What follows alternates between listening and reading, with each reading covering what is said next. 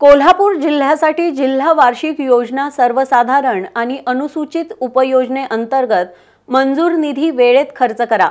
तसंच जिल्हा परिषद आणि इतर विभागांसाठी असलेल्या मागील वर्षीचा कोटाही वेळेत खर्च करण्याच्या सूचना राज्याच्या महसूल विभागाचे मुख्य प्रधान सचिव तथा कोल्हापूर जिल्ह्याचे पालक सचिव राजगोपाल देवरा यांनी दिल्या।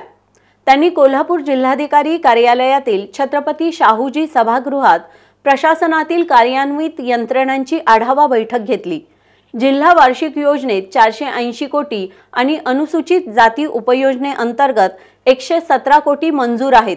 त्यांनी यातील विविध कामांचा विभागनिहाय आढावा घेतला। या बैठकीला जिल्हाधिकारी अमोल येडगे, कोल्हापूर महानगरपालिकेच्या आयुक्त के मंजुलक्ष्मी, इचलकरंजी महानगरपालिकेचे आयुक्त ओमप्रकाश दिवटे, प्रभारी मुख्य कार्यकारी अधिकारी अभयकुमार माने यांच्यासह सर्व विभाग प्रमुख उपस्थित होते।